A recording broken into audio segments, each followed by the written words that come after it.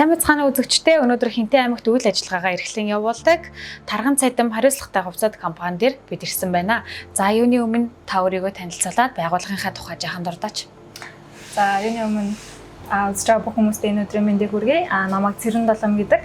Хинтээ аймагта 2021 онд яг ирснээсээ хойш энэ махны дэлгүүрийг нээх ер нь бол нээх зорилготойгоор ирсэн. Тэгээ 21 онд компани үүсгэн байгуулаад 22 оны 1 сараас яг одоо үйл ажиллагааныхаа судалгааг ерөнхийдөө Хинтээ аймгийн зах зээл дээр махны эрэлт хэрэгцээ ямар хувь байна гэсэн судалгаа хийсний үндсэн дээрээс дэлгүүр нээе гэсэн шийдэл түрээд 2022 оны 5 сард ер нь бол махны хаан дэлгүүрээ нээсэн байгаа. Манай дэлгүүрийн хувьд гэх юм бол гэр бүлийн хүнтэйгээ цуг ажиллаулдаг. Тэгээ бид хоёрын хувьд болохоор харьцангуй яг ийм махны чиглэлээр үйл ажиллагаа явуулж байгаа газруудыг бодвол залуу хүмүүс байгаа учраас санхүүжилт айгуу тутмаг байдаг.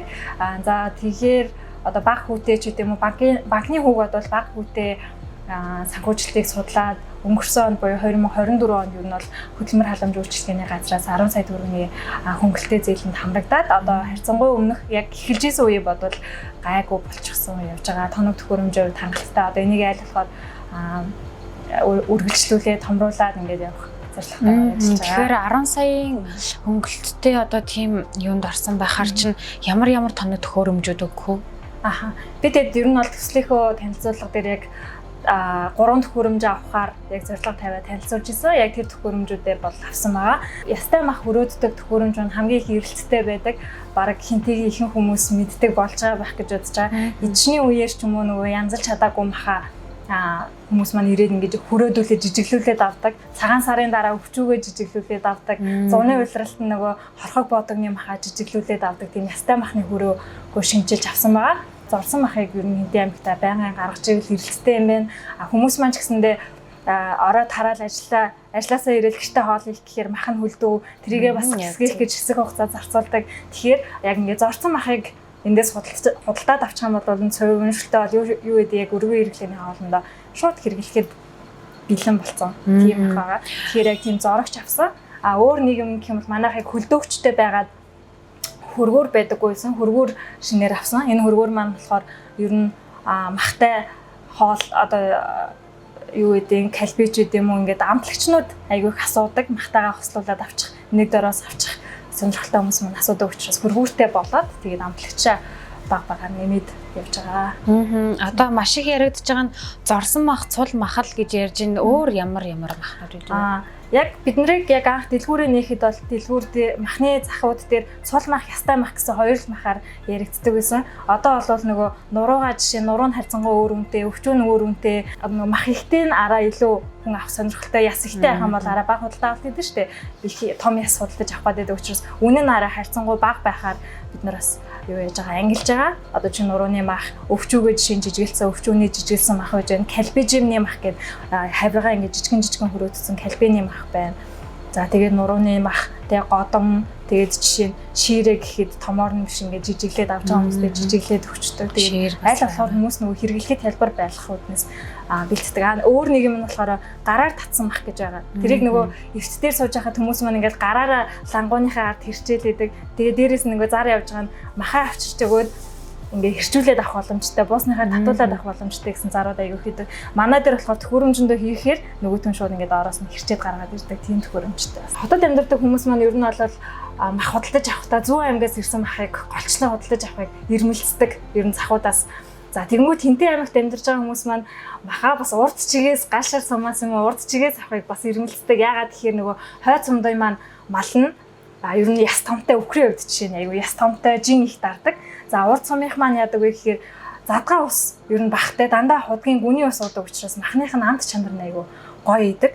Тэгээд дээрэс нь нөгөө гоё ер нь жоохон говь талах хосолсон. Тэгэхээр нөгөө малчт маань нөгөө таана одоо нөгөө яг шин тэжээлтэй сонгонтой төсөд төрчөөд юу вэ? Тийм таана хүмүүл идж байгаа малын мах илүү нөгөө хойд сумдуудаасаа бодвол амттай байдаг. Тэгээ манайх дандаа махаа ер нь галшаар сумаасаа авдаг байгаа.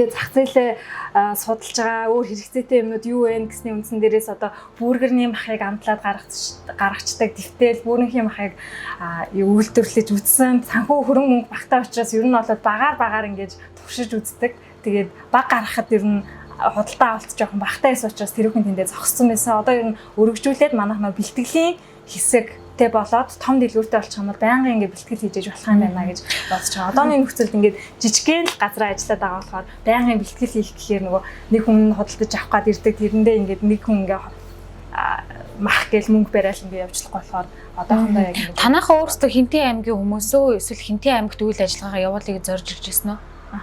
Ер нь бол миний хувьд Хинтээ аймгийнх тэгээд яг уг нь бол яг нөгөө төгссөн мэрэгжлийнхээ дагуу олон улсын харилцаа гадаад харилцаагаар ажиллаад явж исэн. Гэхдээ нөгөө ажлынхаа нөхцөл байдлаас харахаар дандаа импортын бараа бүтээгдэхүүн оруулж ирдэг. Тэнгүүд Монголоос харахад нөгөө экспортод гарах бүтээгдэхүүн ч юм уу эсвэл ядчил нөгөө дотроо ингээд үйлдвэрлэдэг байх юм бол илүү давуу талтай ядаж нэг үйлдвэрлэгч болчих юмсаа ингэж мөрөөдөж байгаа. Гэхдээ одоохондоо яг үйлдвэрлээгүй ингээд бэлтгэлийн шатандаа явж байгаа ч гэсэндээ цаашдаа тийм зорилготой байгаа. Гал шараас орж ирж байгаа махандаа гарал үүслийн бичиг авдаг. За тэгээд гарал үүслийн гэрчлэгээ тогтмол аваад ер нь бол ингээ харуулчихад энэ бараг хэдэн оных 23 оных байна. Энээс өмнө 22 оныхоо оруулаагүй. 23 оны 1 сарын 16-наас ахгуулаа ер нь ингээ 24 он, 25 он гээд хамгийн сүүлд жишээ нь 25 онд авсан. Гарал үүсэл нь 2 сарын 24 шиг ингээ байгаа. Тэрнээсээ гадна бид нар нөгөө яг махаа дандаа шинжилгээнд хамруулад антибиотикийн үлдэгдэлгүй байна уугүй юу гэдгийг энэ яг Хинтэйгийн лаборатори дээр бас ингээ шинжилгээний бичиг ингээ аваад явдаг байгаа. Дайвар бүтээгдэхүүний хувьд гэх юм бол бид нар зуны улиралд бол хуухалсан, толгой шир зардаг. Тэгээд сая сүүлд ер нь урагшаа ингээ яваад анзаараад зах зээлээ бас ингээ мэдээж хаач атсан бараг нэг махтай холбоотой дэлгүүрээр нь ороод үзчих юмсан ингээд орж үзэхээр хоньны ширийг хүртэл яг ингээд хуухлаад тавьсан байдаг. Тэгэхээр цаашдаа ингээд аль болох нөгөө дайвар бүтээгдэхүүнүүдэд хаяггүйгээр хаягдл байхгүйгээр яаж боломжруулж болохоор байна. Тэр чиглэлээр нь анхаарч ажиллая гэж бодож байгаа. Тэгээд өвхрийн хувьд бол өвхрийн илэг, бөөр, зүрх, гүзээ гэдэг бүх юмыг нь л ер нь зардаг. Манайхаас байнгын авдаг яг дайвар бүтээгдэхүүнүүдийг байнгын авдаг бас газрууд байгаа. Ер нь голчилж байгаа нөхрийн мах байгаа. Яагаад нөхрийн мах байгаа гэхээр зах зээл дээр хамгийн хурдан борлуулагддаг нь ер нь нөхрийн мах. Нөгөө хоньны мах ч юм уу хоньны махыг хүмүүс одоо сүүлийн үед айгүй хитгэе болчиход байгаа. Яагаад тэгэхээр нойр булчирхаа өвдөөд идэг. Яг ингээл араа гайгүй ходоод гэж нойр булчин гайг болж хоньны мах идэхээр эргээс сэтэрчлээ гэх. Тэгээ ер нь бол нөхрийн мах. Тэгээ дээрэс нь янзлахад ч гэсэндээ араа хэлбэр нөгөө уснаас хялгсан ч гэсэндээ хоньыг бодвол харьцангуй гайгүй өргөн хэрэглээтэй байдаг учраас. Тэгээ бидний бас нэг амар гоё зорж байгаа юм гэх юм бол нөгөө гадныханд бол butcher shop гэдэг нэртэй нөгөө махны дэлгүүр байгаа шүү дээ. Махаа яг шинхэн дээр нь байлгаж идэг.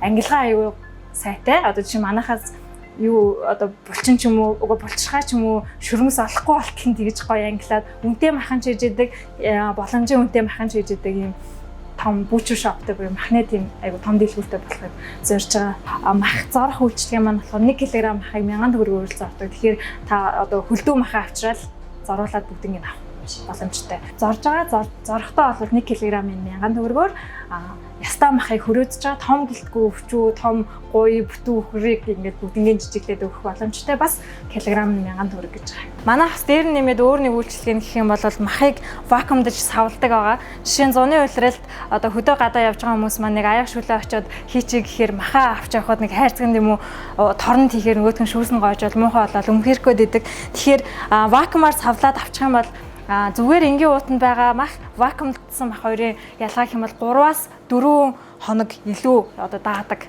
2 дахин илүү ч гэж ярьдаг. 2 дахин илүү ер нь бол муутах нь багасдаг гэсэн. Муутах нь удааширдаг.